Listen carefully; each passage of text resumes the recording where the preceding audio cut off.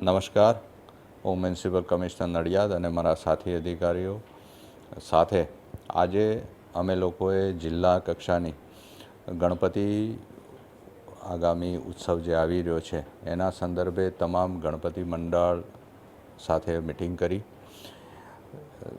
જિલ્લાના તમામ અધિકારીશ્રીઓ પણ ઉપસ્થિત હતા, કલેક્ટરશ્રી પણ ઉપસ્થિત હતા અને આ મિટિંગમાં અમે તમામ મુદ્દાઓ આવરી લઈને તમામ જે તકેદારીઓ રાખવાની છે એના ઉપર ચર્ચા કરી.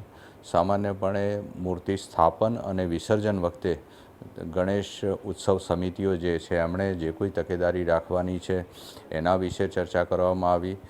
અત્રેના જે જાહેરનામાઓ જિલ્લાના છે કે જેમાં કેટલા ડેસિબલનો અવાજ કોઈપણ ડીજેમાં રાખવો, કેટલા ફૂટની મૂર્તિ રાખવી, તેમજ મૂર્તિ વિસર્જન સમયે જે કોઈ પ્રોસેસન નીકળે એ સતત ચાલતું રહે અને ક્યાંય પણ અટકે નહીં એ પ્રકારની તકેદારી રાખવા પણ સર્વેને જણાવ્યું છે.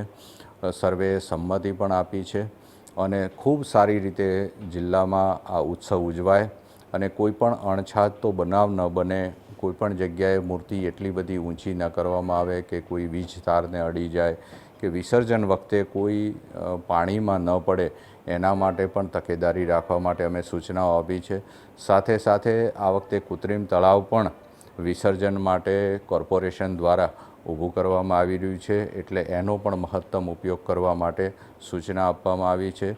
સાથે સાથે અમારું તંત્ર, સમગ્ર પોલીસ તંત્ર સમગ્ર ઉત્સવ દરમિયાન સાથે રહેશે અને ફાયરની ટીમો પણ વિસર્જન સમયે સાથે રહેશે એ પણ એમને જણાવવામાં આવ્યું છે અને એની તકેદારી રાખીને કોઈ પણ અણછાતો બનાવ ન બને એ માટે જિલ્લા દ્વારા જે તકેદારી રાખવામાં આવી છે એના માટે તમામના સહકારની અપેક્ષા રાખી અને તમામ મંડળોએ સહકારની અપેક્ષા આપણને પૂરી થશે એવું જણાવ્યું છે.